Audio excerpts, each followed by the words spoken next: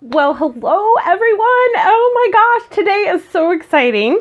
You know, we've been talking about the book Emma, and we have been discussing some of the characteristics of the characters of Emma. So today I have a very, very special guest with me today, and I'm really excited to introduce you to him.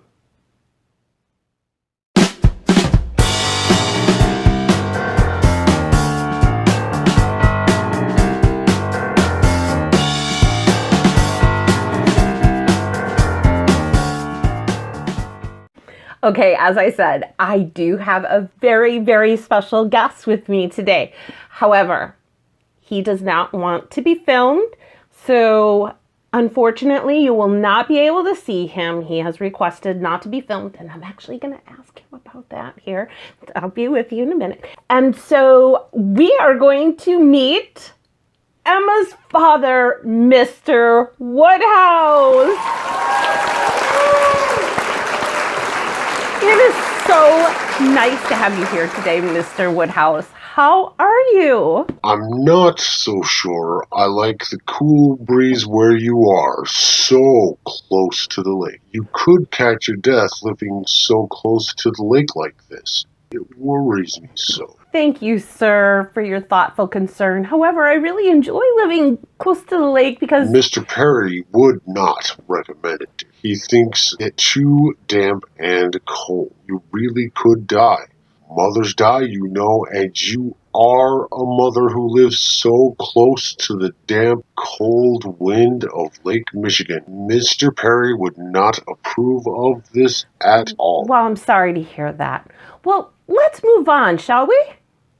Speaking of shawls, I didn't mention shawls. you said, let's move on, shall we?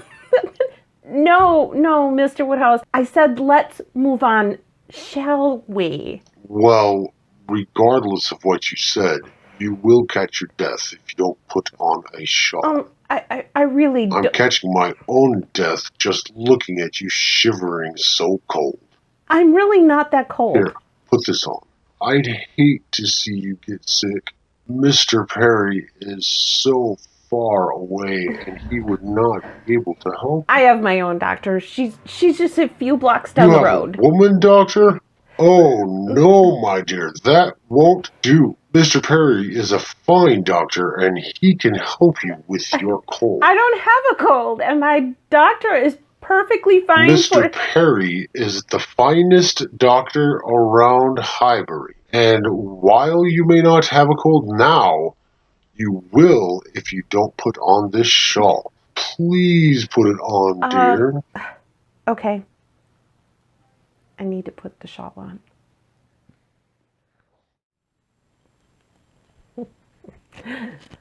Okay, I put the shawl on. Let me adjust my microphone. As if I didn't look old enough with my granny glasses on. But anything to please Mr. Woodhouse. Okay, so now I have the shawl on, so I hope that makes you happy. Before we begin, I would like to offer you a donut. Would you like My dear, no. Too much sugar. It's so bad for you. Well, I'm going to have one if you don't mind. Oh, but I do, my dear. I only care for your health. With that cold you're catching and that sugary death trap, I will surely need to send for Mr. Perry immediately. You won't need to do that, Mr. Woodhouse, I assure you. Oh, but please don't eat that. It's so bad for you. My cook makes the finest gruel. Gruel. Okay, Mr. Woodhouse.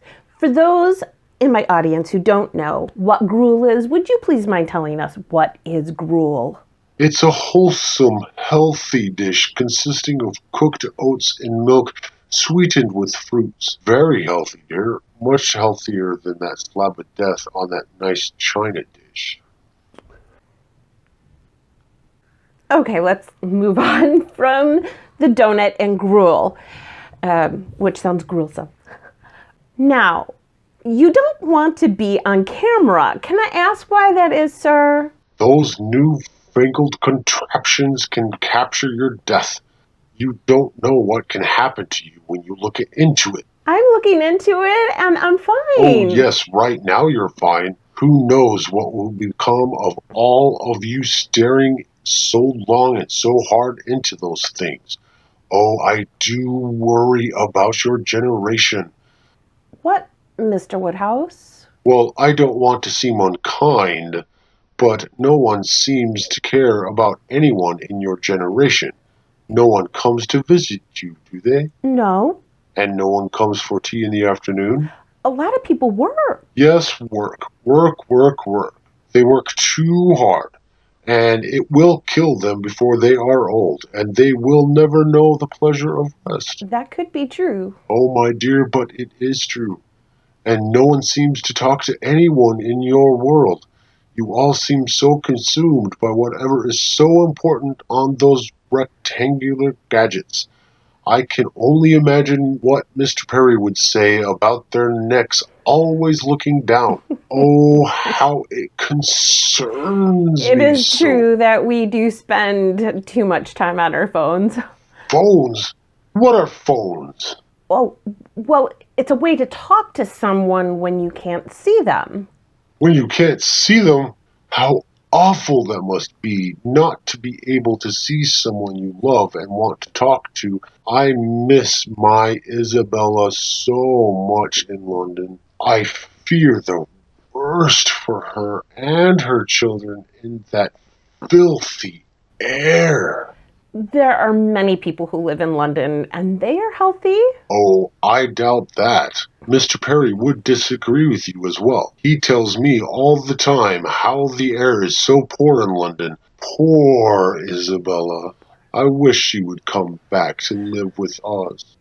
Oh, I know you must miss her so much, but she's a grown woman now with her own family, Mr. Woodhouse. Yes, but mothers die, don't they? Well, yes, but then again, we all die, don't we? Mr. Perry says. I don't think Mr. Perry can disagree on this one.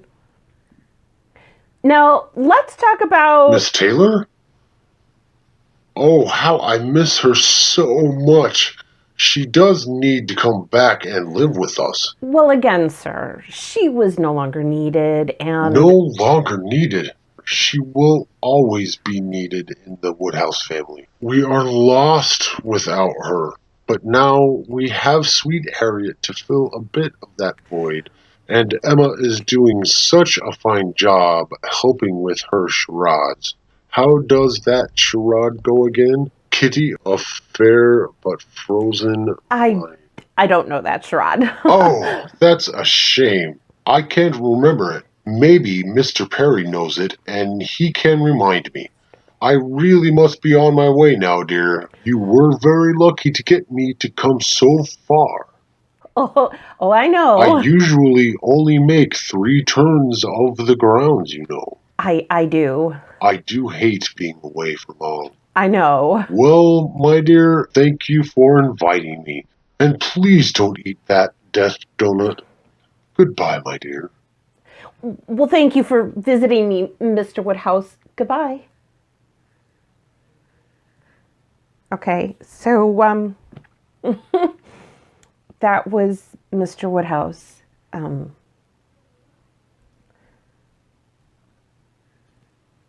gonna go take off this shawl. I look ridiculous.